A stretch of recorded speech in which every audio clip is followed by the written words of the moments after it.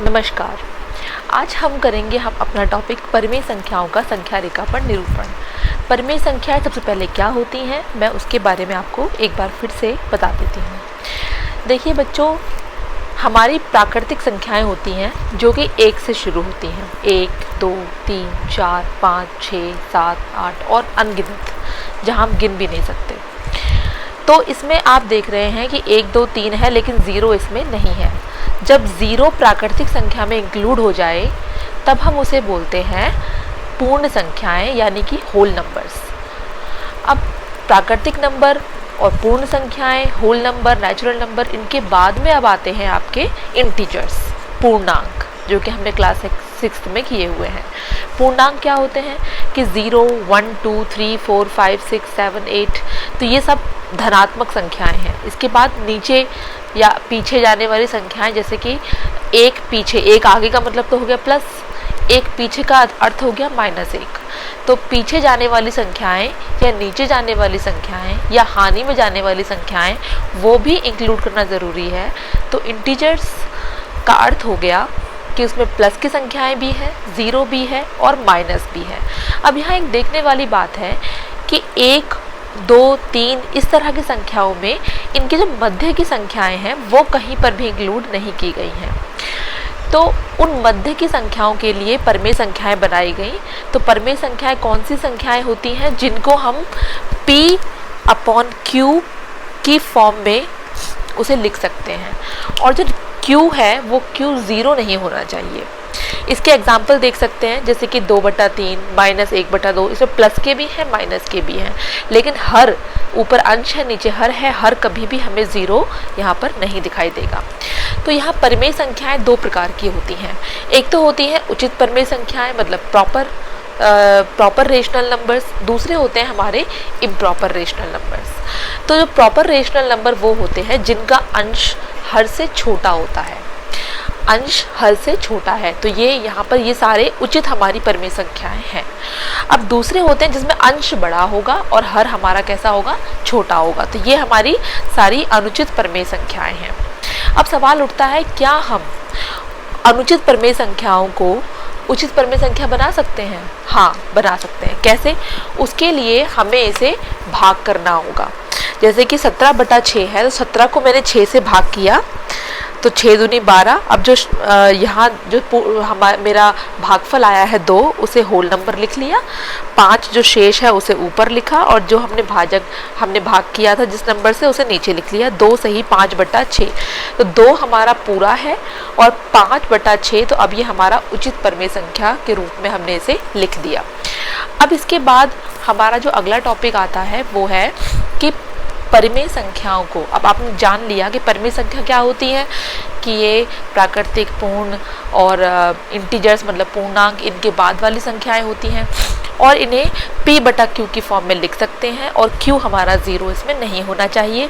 और ये 2 प्रकार की होती हैं, प्रॉपर रेशनल नंबर्स और इम्प्रॉपर रेशनल नंबर्स। तो अब प्रॉपर और इम्प्रॉपर रेशनल नंबर दोनों को ही नंबर लाइन पर, संख्या रेखा पर कैसे दिखाएं। तो देखिए, अब हमारी जो वीडियो है इसमें मैं आपको ये दिखाऊंगी कि संख्या रेखा पर परिमेय संख्याओं को हम कैसे दिखाएं नंबर लाइन पर। तो आप इस नंबर लाइन को देखिए, ये नंबर लाइन है। तो अगर मैं 0 और इधर की संख्या को छुपा लूँ, तो ये जो इधर की संख्याएं हैं 1, 2, 3, जो कि धनात्मक संख्याएं हैं, तो ये मेरी प्लस की संख्याएं हैं, इसलिए ये सब प्राकृतिक हैं। 1, 2, 3, 4, 5, 6, 7, 8। अगर मैं 0 को इंक्लूड कर लूँ तो ये पूर्ण संख्या है, मतलब होल नंबर्स बन जाएंगे।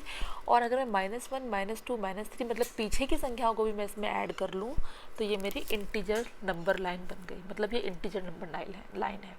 अब इसमें आप देख सकते हैं कहीं पर भी कोई भी परिमेय संख्या इसमें परिमेय संख्या नहीं निरूपित हो रखी है। तो मैं पहला मान लीजिए यहाँ पर एक उदाहरण ले लूँ कि मुझे 2/3 को यहाँ पर निरूपित करना है।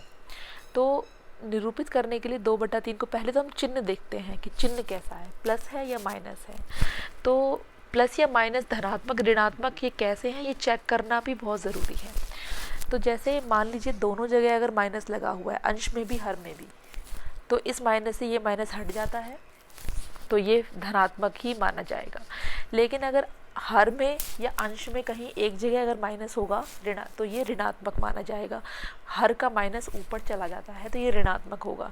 अभी यहाँ पर आप देख सकते हैं कोई भी माइनस का चिन्ह यहाँ पर नहीं है, तो ये प्लस का 2/3 मतलब प्लस धनात्मक संख्या ही मानी जाएगी। तो इस धनात्मक संख्या को 2/3 को संख्या रेखा पर मैं दिखाने जा रही हूँ। अब आप देखिए ये नंबर लाइन यहाँ से मैं निकाल लेती हूँ इसे। अब सबसे पहले तो एक छोटा सा रूल है कि उचित परमेय संख्या जो है, उचित परमेय संख्या हमेशा -1 और +1 के बीच में रहेंगी, क्योंकि ये 1 से छोटी होती हैं, 1 या -1 से छोटी होती हैं, तो ये इसी के बीच में लाई करती हैं। और जो अनुचित परमेय संख्या इम्प्रॉपर रेशनल नंबर्स हैं वो हमारे पूरे नंबर लाइन पे कहीं भी आ सकते हैं। तो सबसे इसका जो प्रॉपर इम्प्रॉपर आप पहले देख लीजिए कि वो कहाँ पर लाई करेगा। 2/3 है, अंश छोटा है, हर बड़ा है, इसका मतलब ये आपका प्रॉपर रेशनल नंबर है। तो प्रॉपर रेशनल नंबर को ये आपका यही लाई करेगा। अब क्योंकि प्लस की संख्या है तो ये इधर लाई करेगी, 1 से लेकर 0 से और 1 के बीच में लाई करेगी। तो अब इसका हर देखिए 2/3, हर कितना है इसका 3, तो इसे आपको 3 बराबर हिस्सों में बांटना है। देखिए मैं इसको 3 बराबर हिस्सों में बांटने जा रही हूँ। अभी ये मेरा पहला हिस्सा, ये मेरा दूसरा हिस्सा। आपको क्रीज दिखाई देंगी, क्रीज देखिए यहाँ पर। तो 1 2 3 डॉट लगा रखी है मैंने, 1 2 3 यहाँ पर मेरी डॉट्स आ रखी हैं। अब इसमें 2/3 कहाँ आएगा? तो जो पहली डॉट है, जो ये पहला अंक है, ये कहलाएगा 1/3, दूसरा अंक कहलाएगा 2/3 और ये 3/3 अर्थात 1।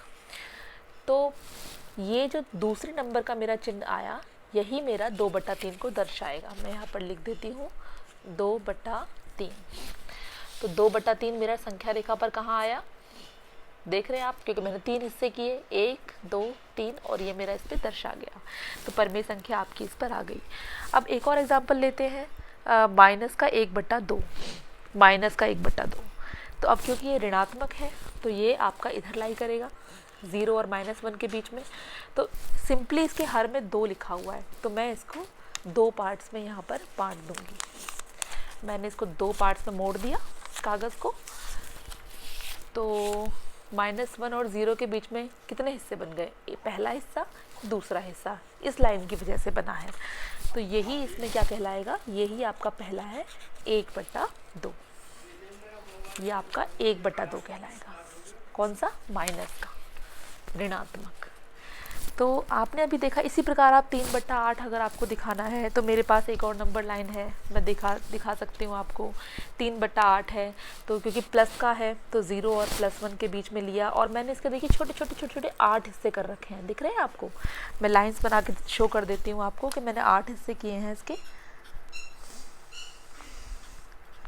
देखिए अब ये लाइन देखिए, 8 हिस्से हो रखे हैं इसके। ये मैंने पेपर को मोड़ कर ही किए हैं। तो इसके जो तीसरा हिस्सा होगा, पहला दूसरा तीसरा, जो तीसरा पार्ट है वही आपका 3/8 है, क्योंकि आपने इसके 8 पार्ट कर रखे हैं, तो 3/8 हो गया।